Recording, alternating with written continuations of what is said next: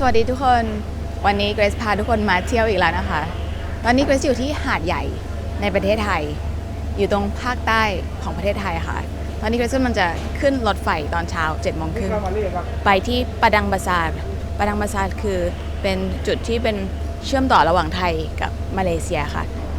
นั่งรถไปประมาณ1 ชั่วโมงครึ่งก็จะถึงหลังจากนั้นเกรซจะข้ามไปที่ฝั่งมาเลเซียแล้วเราก็จะไปหยุดในแต่ละเมืองที่น่าสนใจคืนนึง2 คืนเราจะเดินทางเรื่อยๆถึงกัวลาลัมเปอร์เราดูกันนะคะว่าจะสนุกไหมทริปนี้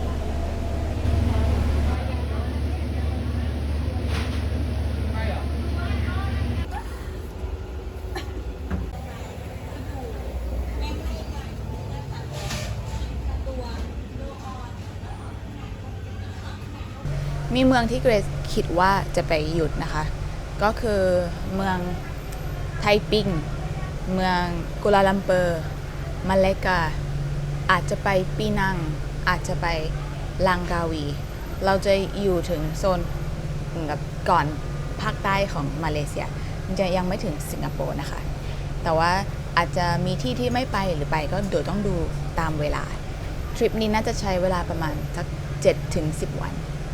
หนึ่งในสิ่งที่ชอบที่สุดเกี่ยวกับการเดินทางด้วยรถไฟก็คือมีคนมาเดินขายอาหารนะคะอาจจะเป็นขายไก่บ้างไก่ทอดหรือว่าขนมหรือว่าข้าวกล่องผัดกะเพราผัดไทยแบบนี้มีหมดเลยแล้วก็มาบ่อยๆค่ะก็สนุกดีบางครั้งก็แบบซื้ออะไรขนมเล็กๆแบบเมื่อวานซื้อปีโป้เป็นแบรนด์ของเยลลี่ที่เป็นเหมือนกับโคนค่ะที่เกรซชอบกินตอนเด็กๆตอนนี้ก็ได้กินอีกครั้งหนึ่งรู้สึกดีใจ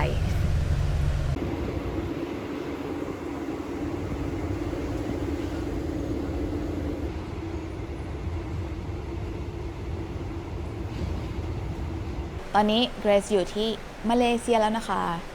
อยู่ฝั่งมาเลเซียแล้วก็ยังอยู่ใกล้ๆกับประเทศไทยวิธีการมาตรงนี้ก็ง่ายมากเลยค่ะก็คือเกรซนั่งรถไฟจากสถานีชุมทางหาดใหญ่ในประเทศไทย50 บาทขึ้นรถไฟมาถึงที่ปะดังบาซาร์แล้วหลังจากลงรถไฟทันทีเลยเราก็จะเห็นว่ามีตม.หรือว่าพูดยาวๆว่าตรวจคนเข้าเมืองภาษาอังกฤษก็คือ immigration เกรซก็ผ่านเข้าไปที่ตม.ไทยก่อนแล้วเขาก็ถามคำถามว่าจะไปกี่วันจะไปที่ไหนแล้วก็เดินผ่านมา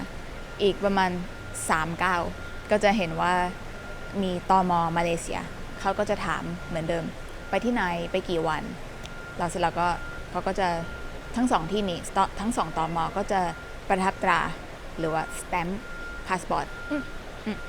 stamp passport ออกแล้วก็เข้าซึ่งง่ายมากเลยนะคะหลังจากนั้นก็เดินอีก5 ก้าวขึ้นบันไดขึ้นไปแล้วก็ซื้อตั๋วรถไฟของมาเลเซียนี้ซื้อง่ายมากเลยนะคะมีแบบเหมือนกับตู้ซื้อตั๋วแล้วก็ใช้บัตรเครดิตการ์ดใช้ได้เลยตอนนี้ก็ยังไม่ได้แลกเงินเลยค่ะยังไม่ได้มีเงินริงกิตเป็นเงินของมาเลเซียแต่ก็เดินทางได้ปกติสะดวกง่ายมากตอนนี้เกรซอยู่ที่สถานีปาดังบาซาร์เกรซกำลังจะมุ่งหน้าไปที่สถานีซุงัยเปตานีมาดูกันนะคะว่าจะเป็นยังไงรถไฟมาแล้วไปกันเลย